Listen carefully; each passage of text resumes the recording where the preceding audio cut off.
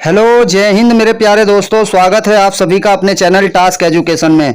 दोस्तों, आज की वीडियो में हम देखने वाले हैं गणित पेडागोजी के टैग वर्ड। देखिए, इससे पहले मैंने सीडीपी के टैग वर्ड, ईवीएस के टैग वर्ड, इंग्लिश के टैग वर्ड और उसी तरह से हिंदी के टैग वर्ड, इन सभी की वीडियो भी मैंने बना दी है। उनका वीडियो का लिंक मैं डिस्क्रिप्शन में दे दूंगा या कमेंट बॉक्स में पिन कर दूंगा, आप वहां से जाकर क्लिक करके देख लेना। तो आज की वीडियो में हम देखने वाले हैं गणित की पेडागोजी के टैग वर्ड, जो कि निगेटिव और पॉजिटिव, और इसके बाद मैंने कुछ क्वेश्चन भी लिए हैं प्रीवियस ईयर क्वेश्चन, उनको भी लगाएंगे हम कि किस तरह से आपको क्वेश्चन के आंसर करने हैं। तो चलिए वीडियो शुरू करते हैं। देखिए, एक तरफ है पॉजिटिव वर्ड और एक तरफ है निगेटिव वर्ड। देखिए, इधर की साइड में पॉजिटिव है, इधर की साइड में है निगेटिव। देखिए, यदि आपको सरल कहीं देखने को मिले तो वो पॉजिटिव वर्ड होता है, आपको सही मानना है, ठीक है। वहीं पर आपको कठिन या काठिन्य शब्द इस तरीके का वर्ड आ जाए तो आपको डिफिकल्ट वर्ड या इस तरीके का वर्ड आ जाए तो आपको क्या बोलना है, उसको वहां पर निगेटिव मानना है, ठीक है। इसी तरीके से यहाँ पर आपको जैसे तार्किक देखने को मिले या तार्किक चिंतन कहीं देखने को मिले तो वो पॉजिटिव होता है, उसको सही मानना है, पॉजिटिव वर्ड होता है। वहीं पर अगर आपको अतार्किक मिले, अतार्किक चिंतन मिले तो क्या होता है, वो निगेटिव होता है, आपको उसको गलत मानना है, वो निगेटिव वर्ड होता है गणित पेडागोजी में। इसी तरह आपको देखना है रुचि उत्पन्न करना, इस तरीके से वर्ड आ जाए तो क्या होगा, रुचि उत्पन्न करना, ये पॉजिटिव वर्ड होता है, इसको सही मानना है। और अरुचि या नियंत्रित करना, बच्चों को नियंत्रित नहीं करना है या उसमें अरुचि पैदा नहीं करनी है, वहां पर वो निगेटिव होता है। अधिक स्पष्ट, क्रमबद्ध, सुदृढ़, इस तरीके से वर्ड आ जाए तो ये क्या होता है, पॉजिटिव वर्ड होता है गणित पेडागोजी में। और इसी तरह से अस्पष्ट कहीं देखने को मिला तो वो निगेटिव वर्ड होता है, निगेटिव मानना है, ठीक है। नेक्स्ट, वास्तविक जीवन से जोड़ना। देखिए, बच्चों को गणित शिक्षण में क्या करना है, बच्चों को वास्तविक जीवन से जोड़ना है, उनको वास्तविक जीवन से ही उनको एग्जाम्पल देने हैं, वास्तविक जीवन से संबंधित। तो वास्तविक जीवन से जोड़ना पॉजिटिव वर्ड हो जाएगा। व्यवसाय बनाना, देखिए व्यवसाय बनाना आपको इसमें निगेटिव मानना है। गणित शिक्षण में व्यवसाय बनाने पर उद्देश्य नहीं होना चाहिए बच्चों का, बल्कि वास्तविक जीवन से जोड़ना, ये पॉजिटिव वर्ड हो जाएगा। और व्यवसाय बनाने के लिए ये गणित में पेडागोजी में ये निगेटिव हो जाएगा। और सीखने के अवसर प्रदान करने हैं, गणित शिक्षण में जो है सीखने के अवसर प्रदान करने हैं बच्चों को, तो ये पॉजिटिव वर्ड हो जाएगा। वहीं पर उच्च कक्षाओं के लिए इस तरीके के वर्ड आ जाएं, जैसे उच्च कक्षाओं के लिए, तो ये निगेटिव होता है। गणित में प्रश्न कैसे पूछे जाएंगे पेडागोजी के, वो भी मैंने प्रश्न भी लिए हैं लास्ट में, आप देख लेना किस तरह से आपको क्वेश्चन के आंसर करने हैं। गणितीय विचार को प्रोत्साहित, देखिए गणितीय विचार को प्रोत्साहित अगर इस तरीके का वर्ड आ जाए तो क्या होगा, ये पॉजिटिव वर्ड होगा। और रोजमर्रा के कार्य के लिए इस तरह के वर्ड आ जाए तो क्या निगेटिव होता है, रोजमर्रा के कार्य के लिए। समझ और चिंतन को विकसित करना पॉजिटिव वर्ड होता है, समझ और चिंतन को विकसित करना उद्देश्य होना चाहिए आपका गणित शिक्षण के अंदर। मानकीकृत या मानक कहीं देखने को मिले, लेबलिंग कहीं देखने को मिले इस तरीके का वर्ड, तो आपको वो निगेटिव मानना है, वो गलत होता है। विस्तार पर ध्यान देना, देखिए गणित के शिक्षण पर विस्तार पर ध्यान देना होगा और व्यापकता पर ध्यान देना होगा। व्यापक विकल्प पर भी आपको ध्यान देना होगा, तो ये पॉजिटिव वर्ड होते हैं दोनों। उच्चतर और अमूर्त पढ़ाई की तैयारी करना, इस तरीके का वर्ड देखने को मिले तो ये निगेटिव वर्ड होता है।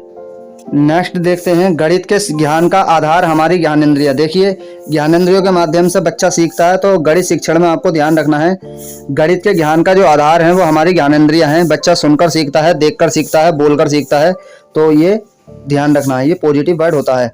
वहीं पर गणित के ज्ञान का आकार निश्चित है, इस तरीके का वर्ड आ जाए तो ये भी पॉजिटिव होता है। श्रेणीबद्ध करना, देखिए इस तरीके का वर्ड आ जाए तो निगेटिव है। जब यहाँ पर आ जाए जैसे श्रेणीबद्ध करना, बच्चों को बांटना, अलग करना, इस तरीके का वर्ड आ जाए तो ये निगेटिव वर्ड होता है, ठीक है। प्रतिस्पर्धा, तुलना, इस तरीके का वर्ड आ जाए तो ये क्या होता है, निगेटिव वर्ड होता है। प्रतिस्पर्धा या किसी से बच्चे की किसी अन्य बच्चे से तुलना करना या प्रतिस्पर्धा, कंपटीशन, इस तरीके के प्रतियोगिता करवाना, तो इस तरीके के वर्ड जो आएंगे वो निगेटिव वर्ड होते हैं। वहीं पर कलन विधि भी आपकी निगेटिव वर्ड होगी। और केवल, मात्र, ही, ओनली, इस तरीके का वर्ड आ जाए तो ये भी निगेटिव होगा, याद रखना। अब देखते हैं अगला है, गणित में अमूर्त प्रत्ययों को मूर्त रूप में परिवर्तित किया जाता है। देखिए, गणित में जो अमूर्त प्रत्यय हैं उनको मूर्त रूप में परिवर्तित किया जाता है, यानी गणित शिक्षण में जो है आपको शिक्षण जो करना है वो गणित में अमूर्त से मूर्त की ओर करना है, यानी आपको जो अमूर्त से मूर्त की ओर करना है, ध्यान रखना, ठीक है। नेक्स्ट है प्राथमिक स्तर, जैसे सामाजिक एवं व्यवहारिक। प्राथमिक स्तर, सामाजिक एवं व्यवहारिक, जो बच्चों का जो प्राथमिक स्तर है, प्रारंभिक स्तर, तो वो आपको ध्यान रखना है, सामाजिक एवं व्यवहारिक होना चाहिए, यानी आपको समाज से इंटरेक्ट करके बच्चा सीखेगा और व्यवहार से बच्चा सीखेगा, आपस में अंतःक्रिया करके, तो इसका ध्यान रखना है। और उच्च प्राथमिक स्तर पर जो बच्चा जो सीखेगा वो मानसिक रूप से सोचने वाला होना चाहिए, तो उच्च प्राथमिक स्तर पर मानसिक रूप से सोचने वाला, इस तरीके का वर्ड ये पॉजिटिव रहेगा। नेक्स्ट है एनसीएफ 2005। देखिए एनसीएफ 2005 कहता है गणित शिक्षण के लिए कि बालक की सोच का गणितीयकरण करना, बालक की सोच का गणितीयकरण करना, ये क्या है, एनसीएफ 2005 के अनुसार है। नेक्स्ट है प्रारंभिक स्तर पर।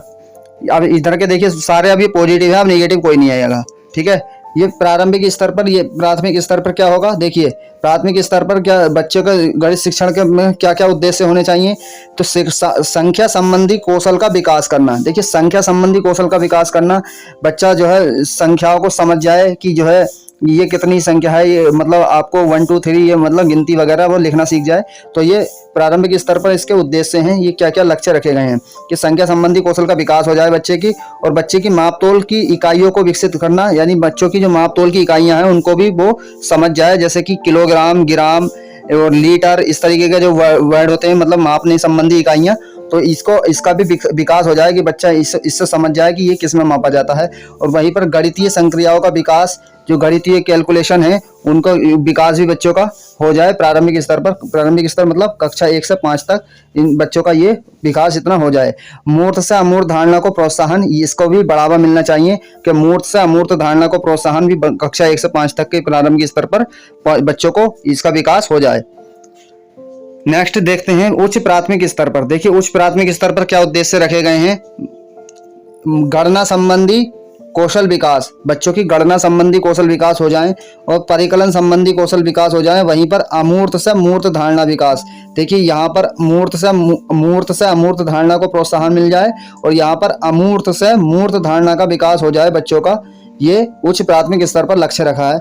और वहीं पर विश्लेषण संबंधी योग्यता का विकास, विश्लेषण संबंधी योग्यता का विकास भी क्या हो जाएगा, ये उच्च प्राथमिक स्तर पर एक उद्देश्य लक्ष्य हो जाएगा। अब एक थ्योरी आती है, देखिए दोस्तों, गणितज्ञ हैं होगमैन ने एक थ्योरी दी थी। उस थ्योरी के उनके सिद्धांत के अनुसार क्या है कि गणित जो है सभ्यता और संस्कृति का दर्पण है। ये आपको ध्यान रखना है। ये कथन किसका है, गणितज्ञ होगमैन का, ठीक है, होगमैन का ये कथन है। इनका कथन है कि गणित सभ्यता और संस्कृति का दर्पण है। और एक और बात ध्यान रखना कि गणित की भाषा सरल व बोधगम्य और मानसिक स्तर अनुसार होनी चाहिए। जो गणित की भाषा है वो सरल होनी चाहिए, बोधगम्य होनी चाहिए, यानी समझने योग्य होनी चाहिए, और मानसिक स्तर अनुसार, जो बच्चों का लेवल अनुसार उसकी भाषा होनी चाहिए गणित शिक्षण में। इतना आपको ध्यान रखना है। चलिए अब दोस्तों कुछ क्वेश्चन लगाकर देखते हैं। प्रीवियस ईयर क्वेश्चन है, हम देखते हैं कि कैसे इसके आंसर आपको करने हैं। देखिए गणित में अवधारणाओं की प्रकृति के बारे में निम्न में से कौन सा सही नहीं है। देखिए ध्यान रखना दोस्तों, पूछा है सही नहीं है, आपको ये ध्यान रखना है, सही नहीं है पूछा है तो बताना है कि कौन सा सही नहीं है। देखिए गणितीय अवधारणाओं की प्रकृति अमूर्त है। ध्यान रखना दोस्तों, गणितीय जो प्रकृति है, जो गणितीय अवधारणा है उनकी प्रकृति क्या है, अमूर्त है, वाकई अमूर्त है, जो हमें दिखती नहीं है। मूर्त मतलब जो दिखती है, और अमूर्त मतलब जो दिखती नहीं है। तो प्रकृति क्या दिखती नहीं है, तो बिल्कुल सही है। ये हमसे पूछा नहीं है मतलब गलत हमें बताना, निगेटिव बताना, निगेटिव का आंसर निगेटिव ही होगा। तो गणित में अवधारणा रैखिक रूप से व्यवस्थित होती है। देखिए अवधारणा जो है रैखिक रूप से व्यवस्थित होती है, ऐसा नहीं है। जो अवधारणा है गणित की वो रैखिक रूप से व्यवस्थित नहीं होती, अव्यवस्थित होती है। गणित की जो अवधारणा है अव्यवस्थित होती है, तो ये गलत हो जाएगा ये आंसर। गणितीय अवधारणाएं प्रकृति से तर्कसंगत होती हैं। गणितीय अवधारणा प्रकृति से तर्कसंगत होती हैं, बिल्कुल बात सही है। और गणित में अवधारणाएं निगमनिक विवेचन तर्कणा पर आधारित होती हैं। बिल्कुल जो गणित की जो अवधारणा है वो तर्कणा पर, सोच पर, अपने तार्किक सोच पर ये आधारित होती हैं। तो ये ऑप्शन भी सही हो जाएगा। तो इसका पूछा नहीं है तो नहीं का आंसर नहीं होगा, ऑप्शन नंबर 2 इसका सही आंसर हो जाएगा। तो निगेटिव का आंसर निगेटिव, ऑप्शन नंबर 2 इसका सही आंसर हो जाएगा। नेक्स्ट देखते हैं, अगला है श्री अयूब विभाजन भाग का सिद्धांत कक्षा में आरंभ कर रहे हैं। जो श्री अयूब है कोई टीचर हैं, वो क्या कर रहे हैं कि विभाजन यानी भाग का सिद्धांत कक्षा में आरंभ कर रहे हैं, यानी भाग कराने की वो विधि पढ़ा रहे हैं। उन्होंने 3 शिक्षण गतिविधियों की योजना बनाई। पहली है श्यामपट्ट पर सरल विभाजन संबंधित कथन लिखकर उन्हें वास्तविक जीवन के उदाहरणों से जोड़ना। ठीक है, 3 शिक्षण गतिविधियों की योजना बनाई, उन्हें वास्तविक जीवन के उदाहरणों से जोड़ना। विभाजन की संभागी संरचना इक्वल शेयरिंग को विभिन्न चित्रों के उपयोग से समझाना। कई कंकड़ों या कंचों को समान संख्या के समूह में व्यवस्थित करना। अगला है इस अवधारणा को अच्छी तरह से स्पष्ट करने के लिए इन क्रियाओं को सबसे उचित क्रम में व्यवस्थित करने में उनकी सहायता करें। तो इनको व्यवस्थित क्रम में हमें बताना है। देखिए व्यवस्थित क्रम में कैसा बताना है, देखिए पहला है कि श्याम पट पर सरल विभाजन संबंधी कथन लेकर उन्हें वास्तविक जीवन के उदाहरणों से समझाना। बिल्कुल ऐसा ही होना चाहिए कि जो है टीचर क्या करे, भाग को समझाने के लिए, डिवाइड को समझाने के लिए श्याम पट पर सरल विभाजन संबंधी कथन लिखे और उन्हें वास्तविक जीवन मतलब आपको उनकी रियल लाइफ से जो है उन्हें कनेक्ट करे, रियल लाइफ से उनके एग्जाम्पल दे, उदाहरण दे, तो उनसे जोड़ना बिल्कुल सही हो जाएगा। ए ऑप्शन पहले आ जाएगा। उसी तरह से विभाजन की संभागी संरचना इक्वल शेयरिंग को विभिन्न चित्रों के उपयोग से समझाए। बिल्कुल चित्र के माध्यम से समझाए कि देखिए कोई भी चित्र बना दे, उनकी दैनिक दिनचर्या से संबंधित कोई चित्र बनाने और उनसे संभागी संरचना मतलब इक्वल शेयरिंग, बराबर बराबर बांटने पर उनको इन चित्र के माध्यम से समझाए। तो बी ऑप्शन भी इसका पहले ए ऑप्शन आ जाएगा, बी ऑप्शन आ जाएगा। ठीक है। फिर कई कंकड़ों या कंचों को समान संख्या के समूह में व्यवस्थित करें। बिल्कुल बात सही है। कोई कंकड़ है बहुत सारे या कंचे हैं, मतलब उनको समान संख्या के समूह में बराबर बराबर बांटने में समूह में व्यवस्थित करें, तो सी ऑप्शन फिर ऐसा हो जाएगा। तो ये 3 गतिविधियों की योजना बनाई, तो इस तरीके से ये बढ़ जाएंगी। पहला, दूसरा, तीसरा दोनों सही है, तीनों सही है और ये तीनों व्यवस्थित क्रम में ए बी सी के व्यवस्थित क्रम में आ जाएंगी। तो देखते हैं कौन सा ए बी सी है। देखिए ऑप्शन नंबर 4 इसमें ए बी सी, ठीक है, ए बी और सी ये सही हो जाएगा। नेक्स्ट देखते हैं। अगला प्रश्न है, राष्ट्रीय पाठ्यचर्या रूपरेखा एनसीएफ 2005 के अनुसार गणित के पाठ्यक्रम का निम्न में से कौन सा एक महत्वपूर्ण उद्देश्य है। तो इसमें बताना है एनसीएफ 2005 के अनुसार गणित का जो पाठ्यक्रम है उनमें से कौन सा महत्वपूर्ण उद्देश्य है, सबसे महत्वपूर्ण उद्देश्य बताना है कौन सा है। पहला है गणित मात्र अंक गणित है। देखिए ऐसा नहीं है दोस्तों, गणित मात्र अंक गणित है, गणित में बीज गणित भी होती है, रेखा गणित भी होती है, तो ये तो गलत हो जाएगा। प्रारंभिक कक्षाओं में औपचारिक कलन विधि पढ़ाने पर बल दिया जाना चाहिए। देखिए दोस्तों, कलन विधि इस तरीके का वर्ड आया था हमारा निगेटिव वर्ड में, निगेटिव में आया था, निगेटिव टैग वर्ड में, तो ये कलन विधि पढ़ाने पर बल नहीं दिया जाना चाहिए, गलत हो जाएगा। दैनिक जीवन के उदाहरणों की सहायता से गणित को प्रासंगिक बनाया जाना चाहिए। बिल्कुल बात सही है। जो बच्चों की रियल लाइफ है, बच्चों के जो दैनिक लाइफ है, दैनिक जीवन है, उनके उदाहरणों से सहायता से गणित को पढ़ाना चाहिए। तो ये ऑप्शन नंबर 3 हो जाएगा, सही हो जाएगा, महत्वपूर्ण उद्देश्य है। अगला क्या है, प्राथमिक स्तर पर केवल गणितीय खेलों और क्रियाकलापों पर बल दिया जाना चाहिए। कि केवल आ गया मतलब केवल गणितीय खेलों पर ही, क्रियाकलापों पर ही बल दिया जाना चाहिए, तो ये बिल्कुल गलत हो जाएगा। तो ऑप्शन नंबर 3 इसका सही आंसर हो जाएगा। नेक्स्ट देखते हैं। नेक्स्ट है, प्राथमिक स्तर पर गणित की अच्छी पाठ्य पुस्तक के लिए निम्नलिखित में से कौन सा लक्षण अत्यधिक महत्वपूर्ण है। तो इसमें गणित की जो पाठ्य पुस्तक है सबसे अच्छी होने के लिए लक्षण अत्यधिक महत्वपूर्ण कौन सा है ये बताना है। पहला है, अवधारणाओं को संदर्भों के साथ परिचय देना चाहिए। जो महत्वपूर्ण उद्देश्य बताना, अवधारणाओं के साथ संदर्भों के साथ परिचय देना चाहिए। बिल्कुल बात सही है। जो अवधारणा है उनके संदर्भों के साथ परिचय देना चाहिए, उनका इंट्रोडक्शन देना चाहिए, तो ये बिल्कुल सही हो जाएगा। अभ्यास कराने के लिए इसमें से केवल बहुत से प्रश्न होने चाहिए। बहुत से मतलब अभ्यास कराने के लिए बहुत से प्रश्न होंगे तो वो बहुत अच्छी किताब होगी, बहुत बढ़िया बुक होगी, ऐसा कुछ नहीं है। यह आकर्षक और रंगीन होनी चाहिए। बिल्कुल ऐसा कोई कुछ नहीं है कि आकर्षक होनी चाहिए, रंगीन होनी चाहिए, एकदम बेहतरीन लगनी चाहिए देखने में, तो ये गलत हो जाएगा। अच्छी पाठ्य पुस्तक के लिए ये थोड़ी होना चाहिए। तो अवधारणाओं का परिचय, मानक, कलन विधि, देखिए कलन विधि, मानक वगैरह इस तरीके का वर्ड आपको देखने को मिले, तो ये गलत हो जाएगा। तो इसका ऑप्शन नंबर ए इसका सही एक सही हो जाएगा। ठीक है। नेक्स्ट है, राष्ट्रीय पाठ्यचर्या रूपरेखा 2005 मानता है कि गणित में चिंतन और तर्कण का एक निश्चित तरीका आवेष्टित है। यह दृष्टि चरितार्थ की जा सकती है। छात्रों को देखिए एनसीएफ कहता है कि गणित में चिंतन और तर्कण एक निश्चित तरीका है, तो ये क्या है, इसमें दृष्टि कौन सी चरितार्थ की जा सकती है बताना है।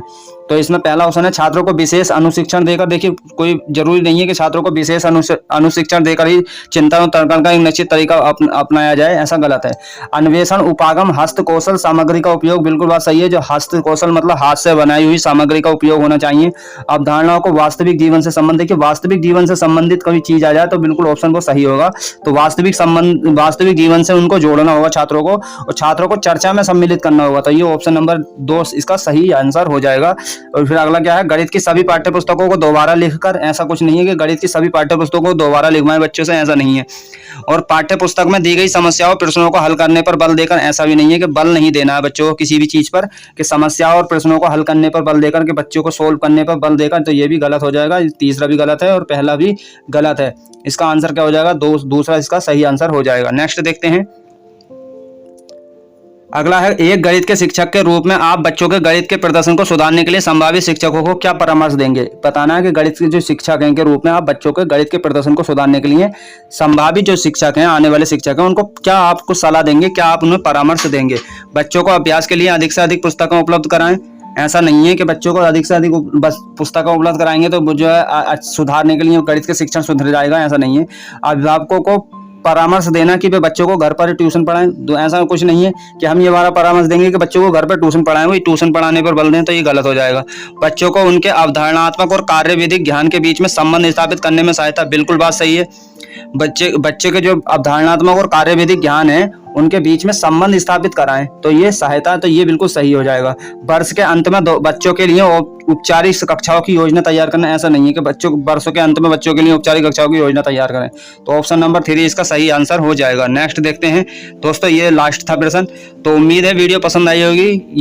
इस वीडियो को आप ज़्यादा से ज़्यादा लाइक करें और शेयर करें।